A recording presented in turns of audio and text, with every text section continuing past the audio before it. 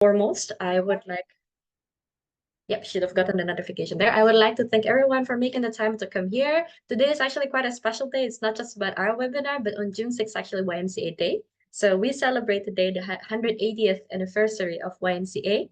And to celebrate that, we also decided to launch our heritage page. So one of my colleagues is going to drop the link to our heritage page in the chat box, and you guys can access it right away. Okay, so the reason why we wanted to start this webinar is because we wanted to spark a new conversation about artificial intelligence. I think when we talk about AI, there's a lot of expectations about it, but there's also a lot of anxiety about it. And it's definitely quite interesting to see both sides of the stories. And of course, getting into the conversation, is AI really what we think it is, how we can leverage it for its benefits, and how we can navigate our challenges. And to discuss this, we have two very awesome experts. So we have Lea Ichikawa and also Papyan. So maybe both of you can explain a little bit about yourself, introduce yourself, and what can we expect from you today? Maybe we can start with Lea first, just to give an idea on who you are. Yes, hi everyone. Very good to see that many people and some of you all together in the room. It's exciting. I'm Lea Ichikawa. I'm based in Brussels and I'm a program manager at a nonprofit organization called DigiCo, Digital Collective.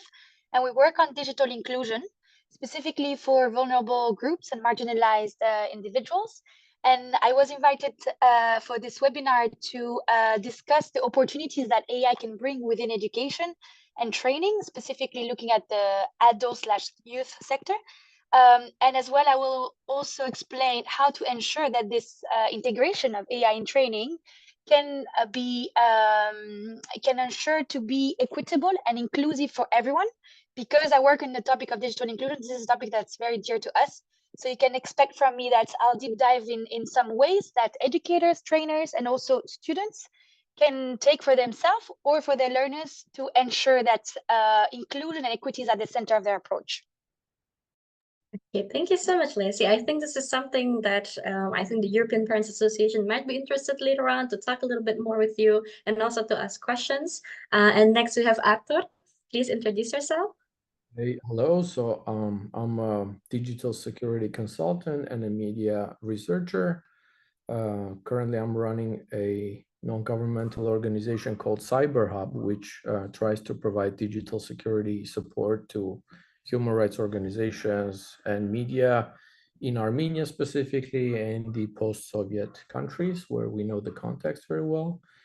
But in terms of this specific webinar, I also do a lot of trainings in content creation using AI, as well as tools or trying to detect fake content, again, using AI. So AI can be both a tool to create new or fake content, as well as a tool to detect some of it at times. I think it would be very, very interesting for everyone to learn a little more about AI and for you to give a little more introduction on these tools and how they can be used, whether it's for benevolent reasons or for malevolent reasons. And I would like to offer the floor right away to you if you would like to start your presentation now. Sure. Let me launch this first. And usually when you expect a presentation to go well, it fails miserably. So let me know if you're not seeing what you expect to see. All right. We're seeing everything well so far. Exactly. So I'm not leaving any secrets for you. You see everything. But I entitled my presentation, Why AI and Why Not? Because currently it's like very fashionable. It's the sexy topic to talk about AI. There is investments in AI. Everybody's talking about AI, AI windows, AI cigarettes, AI cars. But for me, this is another hype cycle. So before we get too excited, I really want to make sure that we give it some consideration. Like I already told you, I'm a journalist. I'm a fact checker. I used to run a TV program series called This Week in Fakes, where I was looking at some of the fake content that I'm seeing in my region. I got a little bit too tired with that, but some of that genetics with fakes still stands. And before we do anything, I want to do a little demo for you. As I already probably told you, I come from Armenia. And you see here a little photo of Armenia's Prime Minister Nikol Pashinyan, and then there's me. And I want to show you how it is possible with very little effort. Literally, I did this yesterday for you guys to make a little transformation. Right. Let me know. It's in Armenian, but look at it. Սա փոխնական տեսանյութ է արհեստական բանականությամբ դեմքը փոխելու վարժության համար. So you can see I was just able to like really easily like transform and put my Armenian Prime Minister's face onto my face and just like turn into him. Of course, it takes more than that. And I wonder if any of you have seen the famous Tom Cruise TikTok channel, the real Tom Cruise kind of thing, where there is an actor literally showing acting as Tom Cruise. If you have seen that, please drop it in the chat. I'd wonder too if many of you have seen this.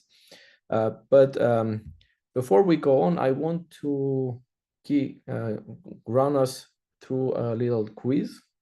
And here is a question for you. Again, try to drop it in the chat. You see the question: how many successful missions to Mars have been accomplished? I mean, you can do a quick Google search or ask an AI, but try not to, and try to give me your best guess. Anybody? I'm looking at the chat. I don't see anybody typing there. So it's some options here: 3, 12, 24. Who's brave? Yay, we have the first responses. I can see that. 3, 12. Right. Most of you are going for the golden medium, huh? 3, 0. Okay, we're talking about successful missions to Mars. And I don't want you to struggle anymore, especially since I'm seeing already the correct answer in the chat. Indeed, there were 31 successful missions to Mars. And I've even put a Wikipedia link there for you. I know Wikipedia is not like the God's gospel or anything, but I mean, it is pretty accurate in this type of things. And there have been 31 successful missions. There are several ongoing right now. There are semi-successful ones and there are failed ones. I mean, you'd be surprised at how many there really are. But the reason I gave you this question is because I want you to start thinking about many times when something can happen without human interaction. So let's go to another question, which is quite related. How many of these missions that we mentioned, the 31 you just heard about, how many of those do you think were carried out by people? Okay, I see some answers there. I see some answers there. Okay, I'm not gonna let you struggle, especially we're short of time. Indeed, 0 of those missions were manned. All of those were carried out by robots. Of course, they were controlled by men from the ground, but many of those missions, including all the rovers, they were mechanical. And this is important for us to understand because you see, there are many cases where you'd rather have machines instead of people because it takes, I mean, for Christ's sake, it takes almost like a whole year to fly to Mars. And you're gonna be bored to death in that cosmic ship, you know. We remember there was this experiment when they tried to put through 3 astronauts on a plane and leave them on the ground to see if they could like even survive together being locked in such a tight space. So yes, there is a lot of cases and sense when you'd rather have some machines do things instead of humans. And this also holds true about AI, especially generative AI. And there is an important difference. Some of you might not have used generative AIs like ChatGPT or Gemini, maybe, because maybe you were sleeping somewhere under a stone or in the ocean, but because everybody else has done that. But even like if you haven't touched any generative AI chatbots or anything, you have actually used AI. Because if you open a Facebook news feed, you are actually like making use of AI in some ways, because most of that algorithm is done with some AI interaction. If you've done a Google search, if you've translated something on Google Translate, you have probably already been using some sort of AI. Okay, and this is important to understand. AI is actually omnipresent in today's world. And what is the main innovation is the generative AI. That is to say, the tools which are helping us generate some new content based on what humanity has already created and what these AI tools have gone over and inspected the data and tried to make sense of it and are trying to make some good guesses whether what could but the next step be. So in order for us to understand a little bit how this works, I'm going to ask you more questions, right? This is a question that somebody went and asked Google, and maybe some of you have seen there. So people were asking Google, can a human eat rocks? And Google was trying to do something new and fashionable recently. It was trying to have AI generated answers like pop right under the search. And the questions was like, I mean, let me guess. I'm sure you all know that you don't eat rocks, but the answer that Google was giving is this. According to geologists, like, it's saying you can eat at least one small rock per day. I mean, this is total nonsense, but Google is even trying to generate it based on the content it already knew. There is another one. Should you smoke while pregnant? And again, to this question, like, of course, I'm sure you all agree that absolutely no, you shouldn't smoke while pregnant. But here's what Google was saying, that doctors recommend smoking 2-3 cigarettes per day during pregnancy. There's actually, if you search the web, you will find a bunch of not case answers coming from generative AI. And it's important to understand, and here's of course the CDC, in case, like you didn't know already, that yeah, indeed, like you should stop smoking even before you get pregnant. But it is important for us to understand that like Google is not generating such stupid answers out of, malice or something. It's trying to do the best it can do. And the way it is learning is it goes and scrapes the internet. It looks at all the content there is there and tries to guess based on that. And it also will try to be creative because you have heard probably the word chat GPT. The T in this GPT is actually a transformer, because what Google tries to do, or what those generative AI models try to do, they try to see what people were talking about in the past, what context words appeared, and then tries to apply some sort of transforms. And you can even ask the AI to be more or less creative. And the more creative the AI gets, the more likely it is to hallucinate, to invent things that aren't even there.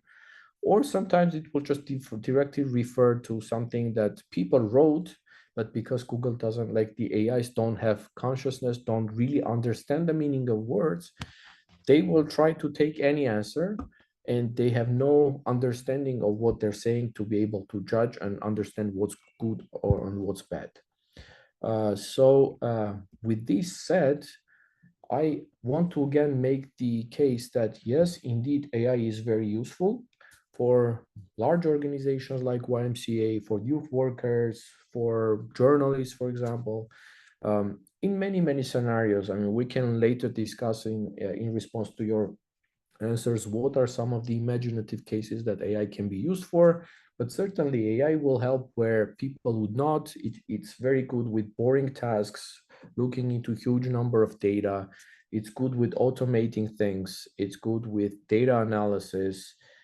It's good when you want to, like when you're stuck in front of a screen and don't know how to start to write, it can give you some ideas. So ideation, creation of content, these are very many places where AI shines, but it's important to understand that it does not even understand what it's generating. So it's important to always have the human reasoning to double check with this. And perhaps at some point, we will also talk more about ethics of using AIs. There are also inherent dangers in AI. There's a lot of talk about job displacement. This is the one where I'm most skeptical about, because yes, indeed, maybe automation in some degree, some areas could lead to some job loss. But I don't think those are the type of jobs that people would like really, really be happy to keep doing. For example, AI can take the task of doing those long-range truck drives throughout the continents, where human drivers would get tired and would be prone to danger. Instead of such boring tasks, you could probably have very good quality AI controlling the road and driving.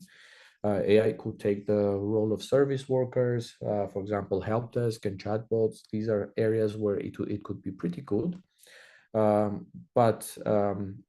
And people who are freed from those routine, boring tasks could move on and become more creative. But there will certainly be a period, a gap, when there's difficulty for people to adjust when they're displaced from their current jobs. So this is a real threat. There is another threat that I'm seeing a lot, because in my country, I'm exposed to a lot of disinformation from, for example, Russia and other state actors. So AI can be used to generate media, deepfakes, articles, content. There's a lot of privacy concerns, and this is important for organizations like YMCA, because YMCA is a volunteer and membership organization. And if you are trying to use AI to analyze some data, you might inadvertently expose some data which should have remained locked down.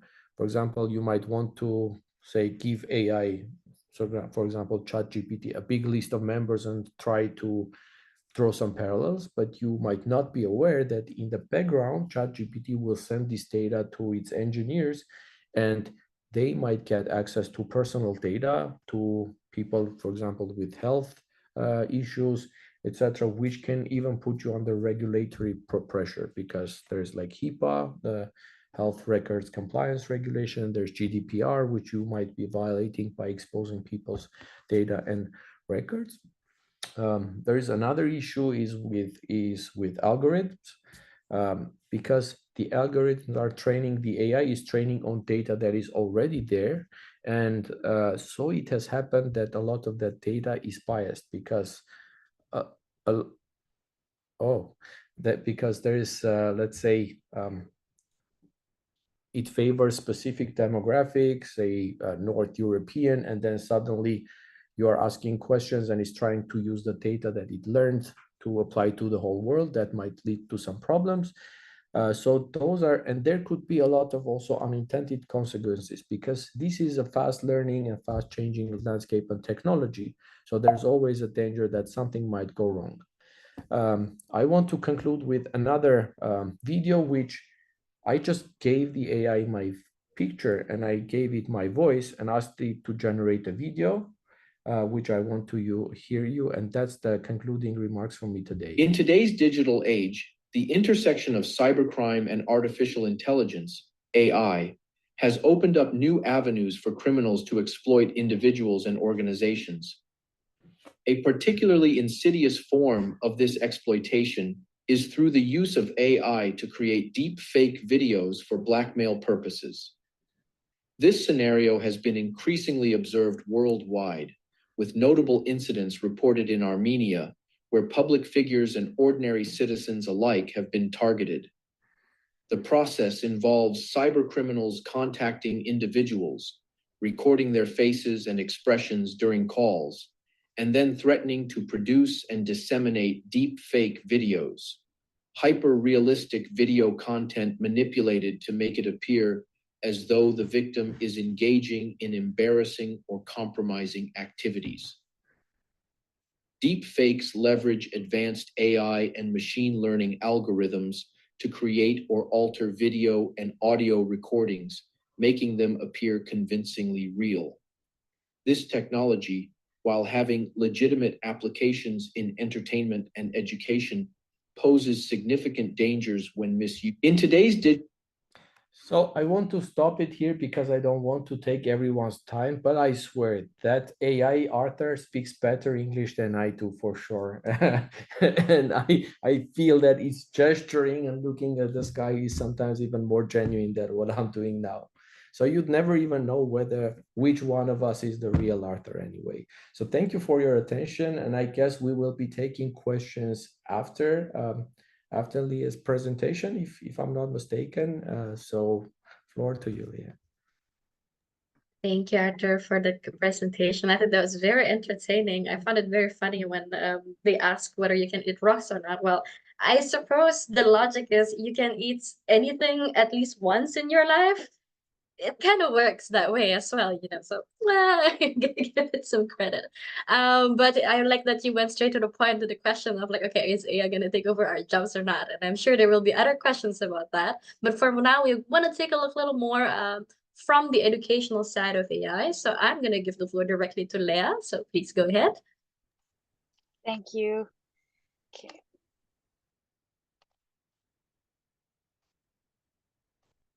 All right. Can you see my screen? Yes. Yes, awesome. Good. So I'm gonna try to make a good presentation after this very entertaining presentation of Arthur. It might be a bit difficult because I was laughing this whole time, but very happy to see that many of you again. I think it's very positive that all of you have this interest in this topic, and also this interest in exploring kind of the different, let's say, mindsets or opportunities or options that AI can provide. And I'm gonna give you an overview of the educational sector. As I represent, as I mentioned at the start, the digital inclusion sector. Essentially, I represent actors that teach people digital skills to be socially included. And in this regards, for us, inclusion in any types of new technology is very, very important. And as an organization, we explore and we audit new technologies as well in order to see how we can have the inclusion aspect part of it, whether it is in a design, implementation, follow-up, monitoring. So this is a bit my background. So our organization, just a few more words about this. Our goal is to really ensure that our current digital society is fair and inclusive. We know how rapidly the industrial side and the commercial side of the digital transition is advancing. And as an organization, we want to ensure that people can follow up to that so that no one is left behind. And essentially, everyone can participate in the society the way they want to. And they can also take part in both the public and private fields, whether it is to use digital tools to look for a doctor, book a train, take classes online. So our goal is really to make sure that the society and the people really know how to use digital tools. So this is a background of where I stand and where we stand as an organization before I go and discuss the role of AI in all this. So I want to start by explaining a bit why would AI be used in education and training? Why would a teacher, an educator, be interested in using it? For which purposes? This is relevant as well for learners as well, obviously, because you can find ways here that it can enhance your own learning. So there are three main ways that I want to highlight. So AI tools and technologies can be integrated in education. Firstly, to enhance individual learning opportunities. What does that mean? That means, for example, personalizing what you learn by giving the AI tool information about yourself, about your background, what you already know, what you might not know, and the AI tool might be able to provide a personalized pathway for you on what to learn next, for instance. The second reason why AI would be included is that it can help learners in overcoming literacy barriers and text writing, for example. I give you again another example. A video could be subtitled in another language thanks to AI live, so that people who don't know language or might have difficulties with hearing could read the text that the person says. Last but not least, and that's looking more at the educator side, but AI tools can also help teachers and trainers analyze data of their students, and from this analysis, be able to point out to the trainer, okay, this student might drop out soon, this student might need extra support, and then in that way personalize even more the support that the trainer gives, right? So these are three of the three main objectives. There are others, but these are the ones that are really important to highlight. Now, if there are any trainers or educators in the room, this is quite a nice platform that that shows you a bit what is available out there currently in order to help you make presentation, make text, etc. That's also useful for learners, actually. the presentation, I suppose, will be sent later on, so you have also the links there. But this is a good way to have everything in once, because you might get a bit lost when you see kind of all the opportunities that are out there, right? So this kind of tool is useful for you. Now, this few more examples of how those AI tools can be used to facilitate your learning. It can be to build presentation, it can be to build text, it can make your learning more personalized, as I mentioned at the start. Again, this is quite a short list. There's many more, but this already gives you an idea of what is out there. And some of those can really make some of the learning process much easier for you. Now, that being said, I presented so far more or less the positive aspects of AI in education, so how it can help learners, but also trainers in making things easier for them. But of course, there's a but in the story. It's important to keep in mind that as we stand today, technologies already put some people aside and leave already some people behind. Why is that? That's because some people already don't know how to use a computer, a tablet, or a smartphone. So their starting point is already very low. And therefore, if everything is digitalized, and that is the case right now, they will have no access to things that are only happening online, right? I give you an example. In France, we have our health insurance system that's only online. That puts a barrier for people who don't know how to use a digital tool, because they won't be able to access all their benefits of the health system through the platform. That's an example. Now, when we look at AI, and as Arthur was mentioning, generative AI is the newer thing, but AI has been there already a long time. We can consider it in the same way, in the sense that as any new technologies that emerges, it's important that the population and the learner follows up to that, so that they're also trained and have the capacities and empowered to also use it for their own benefits. Otherwise, it's a digital transition in the world that is unfair and not inclusive. So as an organization, for us, we really advocate for this. And we want to make sure that the AI adoption globally, but especially in education, is considering inclusion, equity, diversity, and accessibility, because those are founding principles in education. Any educational institution, for them, these principles are important. And so I believe, and we believe as an organization, that one of the social goals that we need to have is to ensure with AI that we can reach equitable outcomes, and in this specific case, equitable learning environment for people. So instead of AI, increasing the gaps in education, we want to make sure that it actually reduces the gaps, right? And I put here some handbook that we have developed as an organization that you can have a look to as well. Now, just to explain this a bit better, I'm just putting this quote there. That comes from a professor at Cambridge University. So, as a powerful new technology destined to reshape most sectors, AI will do so in ways that tend to reflect people's bias and ideologies. We need to make sure that this technology is steered towards shaping the kind of equitable future that we want. That means that we have a responsibility, you as representing the youth, us as an organization, we have all responsibility to ensure that it's designed in a way that is equitable to everyone. Now, how do we do that? I'm going to go now in a few tips and examples on how this can be possible. This is relevant for really anyone. And you can take what is interesting for you and then try to apply it in your own context. So a few tips, and this is not in order. All of those needs to be implemented at the same time. We need to be mindful of biases. So AI needs to be fed data in order to function, and the data might be biased from the start. So it's important to keep in mind that it's not actually 100% objective, and that the result that you will get depends on the previous data, but also the data that you feel. So it's really important to be mindful of that.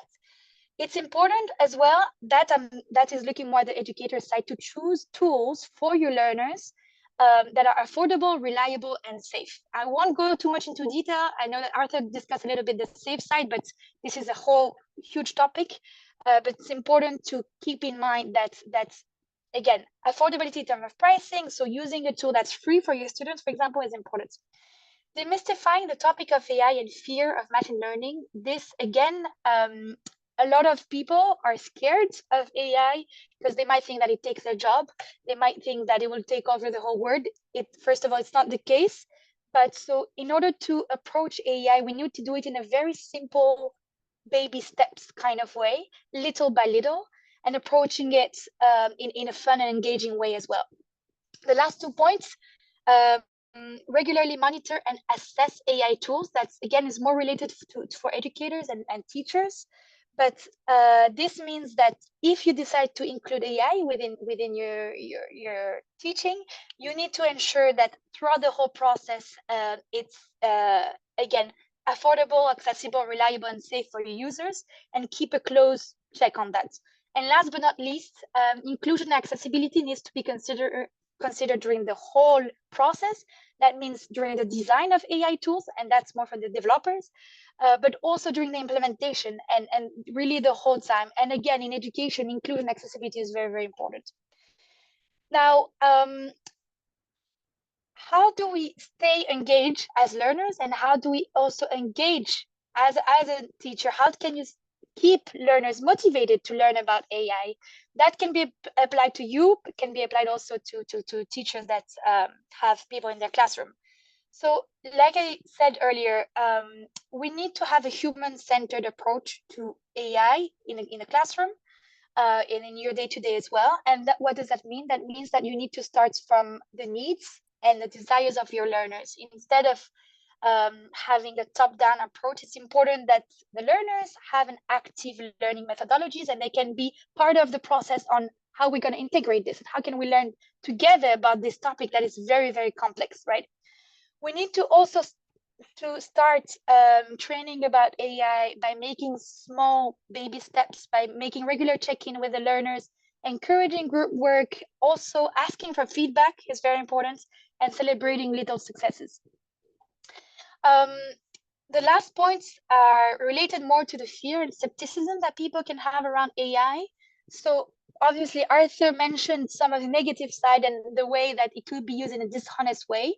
Once you've done an analysis of how it can be integrated into your training, and you see the opportunities that it can bring, which I mentioned at the start, now you need to show to your learners or to your family or anyone that you're approaching with AI that you focus on the positive aspect. You can mention other technologies that might have brought nice advancements. Of course, mentioning as well the risk that can be part of it. That's part of the bigger picture, and addressing those fear and skepticism. Last but not least, creating a fun and engaging way, and I have some example at the end, is really important. Right. So some examples on how you can get started with AI. There are both offline methods, but also some online methods that you can do. And I think specifically for vulnerable learners or people who are already quite far away from the digital world, I gave an example, a person that is older, a person that have very low digital skills, that have never used a computer before. It might be interesting to approach them about AI with offline games, actually, so that they can already get a sense of what is this big thing that we're talking about. It can be done with role-playing, card games, or different. There are actually many methodologies that can be used there. Now, I want to conclude that in order for AI to be used in an equitable way and inclusive way, and to ensure that it doesn't increase even more the digital inequalities that are already existing in the world, we need to make sure that people are AI literate. That means training people on how to use it, and that should be done in a fun, engaging, positive, and reinforcing manner. Now, very happy to answer some questions, because I know this is quite a big topic. There's a lot to unpack there. So thanks a lot, and excited for the Q&A. Thank you so much, Leah. That was a very, very substantial presentation. We have quite a lot of youth workers in the room, also those who are teaching young people digital skills, including vulnerable young people and other vulnerable groups. So I think your presentation is a very, very good guide for them on how they can teach young people and vulnerable groups to get more familiar with AI. What I'm quite more interested in, by the way, everyone, if you want to ask questions, you can drop it in the chat box below, and I will ask Leah or Arthur that question. Or if you want to ask both, you can say you want to ask both. No problem at all. So drop your questions now. We have about 20 minutes for a Q&A. It's very interesting to see your perspective of AI in the education industry. But when I was in university, because I also studied like political science, I remember something that was very vivid in my head is my lecturer saying politics is always 10 years behind technology. You're an educator, and what I'm interested in is knowing we don't have necessarily any policy that regulates AI to an extent that it is being used now. From an educator's standpoint, what kind of policies would you like to see implemented in the coming years that would, first of all, of course, make your job easier, but also your beneficiaries safer? We have, of course, like the European Bar Association who might be worried about AI and results that might not be correct, or materials that might be harmful for children. So I want to know a little bit more about your thoughts in this.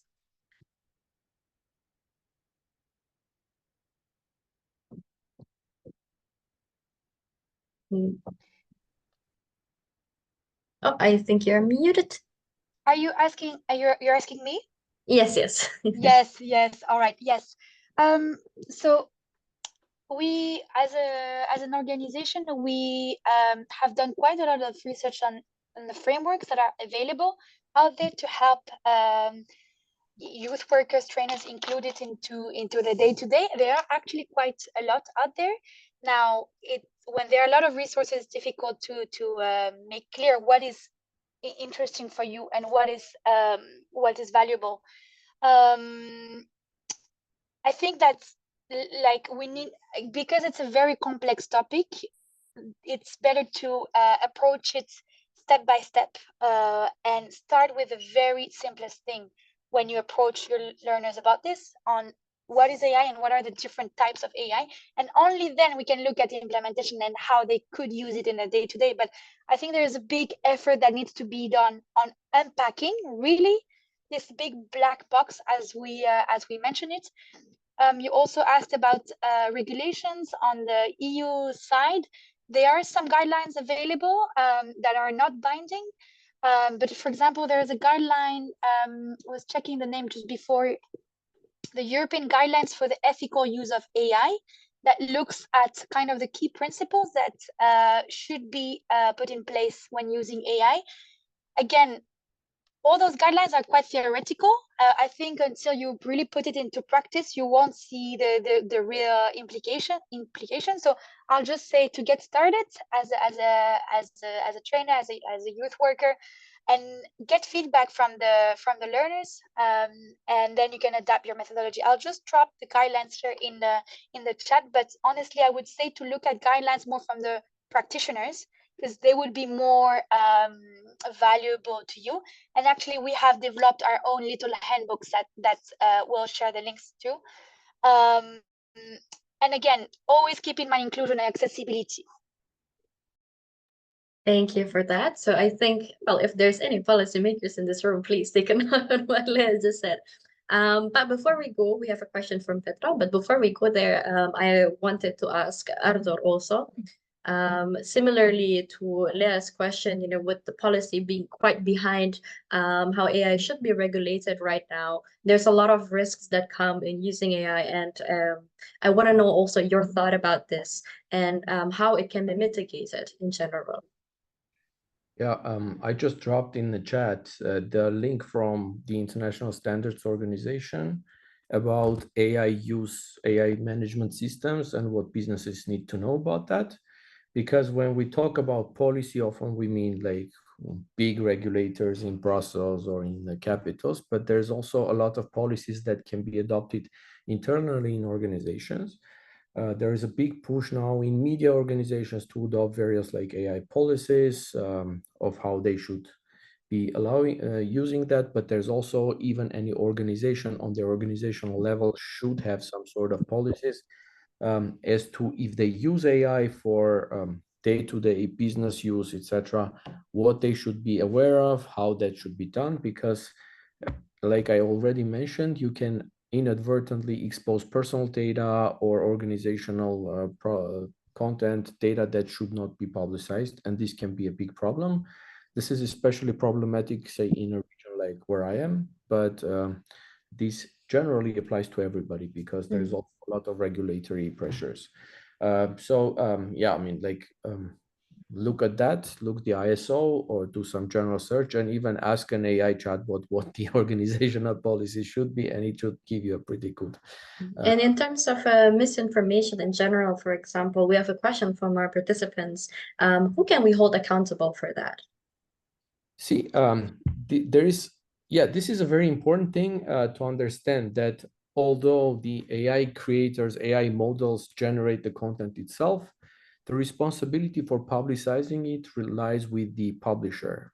That is to say, if there's a media outlet and it generates an image of, say, I don't know, President Macron, for example, with some other world leader, say with Putin, for example, and that's a false AI generated image, whichever media publicizes it or whichever media decides to disseminate it, or even any influencer or blogger on Facebook that reshares it, bears responsibility for disseminating this fake content without properly investigating whether this was a genuine photo or not. We have seen this, again, very entertaining image of Pope of Rome in this white, big fashionable shoes and jacket, which was spread like fire. And it's another illustration that people could just use some basic reasoning, basic understanding of media literacy, and stop disseminating fakes like that. So I see, for example, a question it's a question to Leah, but I have also worked on developing some media literacy curriculum for Armenian children. And the utmost thing that I talk about is not tools, is not skills, it's critical thinking, because the critical thinking in media literacy is the most important thing. Like no tool can help you if you're not able to really question anything you see. Nobody can help you if you don't take the basic rules that try to understand what's the motivations behind this or that person disseminating this content. That's a very good answer, because we also had a question that asked, are AI making our children lazy?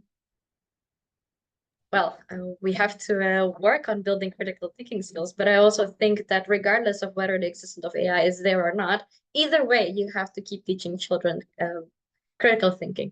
This is just one of those little more stepping stone that we need to do, especially as educators. Now, speaking again about education, I'd like to bring Leah back into the conversation to answer a question from Petra. I will read it for everyone. I am wondering if you have experience on how to include media AI literacy in educational curricula, but also avoid the generational gap that we see in media literacy without AI, especially between parents and children. So what do you think, Leah? So first of all, I want to link this question a bit with the other question and what you mentioned, Arthur, about is AI making students lazy? My experience is more towards the adult education sector, less so towards the K-12 education.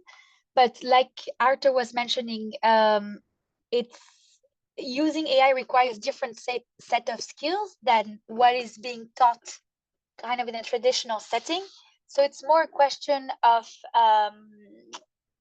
let's say, making sure that learners know the risk also of using it together with the advantages of it, so that they have a very informed, it's about making them having an informed learning process about those topics. And regarding the generational gap that you mentioned, again, we're more experienced us with the adult education sector. So within the adult education sector, there is a case of making sure that AI or other technologies is really useful on the day-to-day of people. and it don't bring a top-down approach in training and teaching that. That means that the adults and the older people needs to see today, how can it help me in my day-to-day on using the platform to look at my children's grades, on booking a train, etc., etc. So the day-to-day application for the older age adults is important. This, I hope, answers part of the question. Thank you so much. Well, if there's any other questions, of course, you can have follow-up questions in the chat box. So you can always leave that in the box. I'm very sorry if you hear noises now. There's some construction going on, but I'm still waiting for the day that AI will finish the construction of this house. I don't think it's coming very soon. Interestingly, you'd be happy to know that Zoom has AI voice noise suppression, and we're not hearing anything of the construction noise you mentioned. Thank you, AI. I appreciate it. Well, it's also interesting that Arthur mentioned that volunteering organizations, NGOs, and CSOs can all benefit from the implementation of AI. I think it would be interesting to see both of you answer this question. Maybe Arthur first, because I see that you have to leave another meeting. You're a busy man. So can you explain more? Because we have here a lot of people representing different organizations and also CSOs. Yes, so basically what the CSOs need most of all is manpower and time, like, because we're always short of resources and always short of money. But I have found that AI is able to process data, it is able to automate a lot of tasks, and this is really, tools are already here, and you NGOs could use it. AI is also a great service desk responder. Like if you have a help desk, if you have a service desk, people are calling with questions, AI can do the quick triage, understand the context, and try to respond. And then only after like it has gone through the initial triage stages, it will pass it on to a human when absolutely necessary. So these are all tools that are already here and working.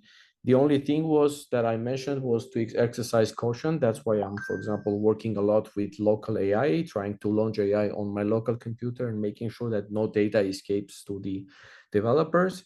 So safety first, but certainly AI can be a great asset for NGOs and CSOs.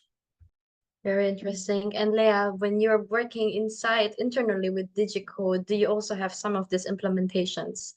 Some of these benefits that you apply for your organization, and maybe you can give advice to other CSOs on how they can leverage AI. Yes. So I think the first thing to consider when you think as a CSO, as an organization, to include AI is what is it for? What is the objective that you're trying to reach? So be very specific on your intention on using an AI, and then look for tools that actually do that. In our org, we mostly use it. We use it to draft some concept notes, for example, for some grant application that we're doing. We're using to prepare some concept notes for events as such. Also, what I do find personally is that it requires quite a lot of time to feed data to it, and by the time I feed it, I might have written the thing on my own already. That's just my personal view. I know that my colleague uses it way more than I do, but I feel like if sometimes, depends on what, but if I do it myself, I saved actually some time. But it really depends. And like I showed at the start of my presentation, if you have already a very clear intention, for example, I want to make a presentation on this, then you can go and look the tool for it. But the intention behind is important. And the other thing I would say is that it's important to also reach out to people who are specialized in AI in order to implement a large scale strategy. There are in our own case, there are some organizations that helps nonprofits integrate AI within their processes, and I think I would be more comfortable giving them the expertise and giving them the support that they're gonna bring, rather than trying to make it on our own when I'm no specialist on the topic. So making sure that you reach out to the right people that are specialized in the process. There are a lot of organizations that do that. And if it's a large scale integration within the organization, it's definitely worth it, the time and effort for that. Awesome. I think then you also brought up a great point of this is, I think, a new avenue for collaboration and partnerships between organizations. I'm a partnership officer, that's why I'm saying this, but go make partners, everyone. I think we're running a little low on time, so I would like to just get one closing statement from both of you on maybe a little advice. There's a lot of young people attending this webinar today, and how would you advise them to interact with AI in general? Should we start with Arthur? Sure.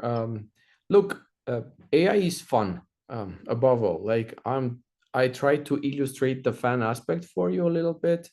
But it's very easy to run after the fun that AI is and waste your time around it. So while it's all the hype, while it's so cool to say that, yes, I'm using the AI tools, our organization is employing the AI tools, I really urge you to exercise caution, to learn about AI, to teach about AI, to use it, but don't do it just for using the AI, because it's very easy to get into this rabbit hole and waste your time around that. Thank you. And Leah, would you like to add to that? Yes, I was gonna say, I like that you emphasize the fun part. I also think it's fun, and go and experiment. Until you experiment on your own, you're not gonna see a bit how and what it could do. But be careful when using it, because know that your data will be used, and most often transparency on the data is not so clear, and also it's in a jargon and vocabulary that might be difficult to understand. So while using it in a fun and engaging way, be careful. And if you're a trainer, ensure that you integrating AI in the classroom is not putting more people aside. And always keep inclusion in mind with new technologies as well. Thank you so much.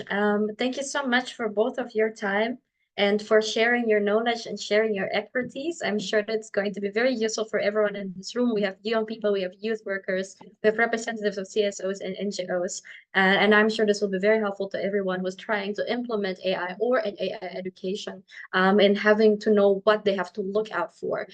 Before we close the webinar, we have some useful links in the comment section. Not comment section, the chat box. In the chat box below. So we have, first of all, the YMCA Europe Heritage page, which I think we can drop one more time to everyone now that everyone is here. And also some other useful links. I think DigiCo has a handbook that, could you explain more just a little bit about that? Yes, of course. If someone from YNC could drop the handbook, the two handbook links, that would be amazing. So we developed two handbooks. They're looking at really the basics of AI and how to approach people with the basics, what it is, what it can do. And also in our handbook, we have some concrete examples that I showed today of and some links on how to get you started. Together with the tips on implementation and the tips on how to ensure it's made in a fun, engaging way, and how to keep the motivation of the learners. So you can have a look at our handbook. They're available to everyone freely. And yeah, hope you read them and find them useful.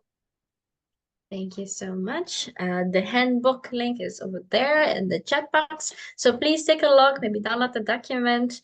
I'm sure this will be very, very useful for you. So once again, thank you so much, Leah and Arthur, for making the time to come and sharing your knowledge. And thank you so much to everyone who attended today. I know some of you are not in the same time zone, so really thank you so much for making the time. And we are very, very happy to see you here. If you have any other question, or if you have further interest, maybe you can contact us or contact Leah or Arthur to ask your questions. But once again, I really appreciate your presence, and I hope to see you again sometime in the future. So thank you very much, everyone. Pleasure to Have an meet amazing evening. you. Bye-bye. Thanks so much for listening.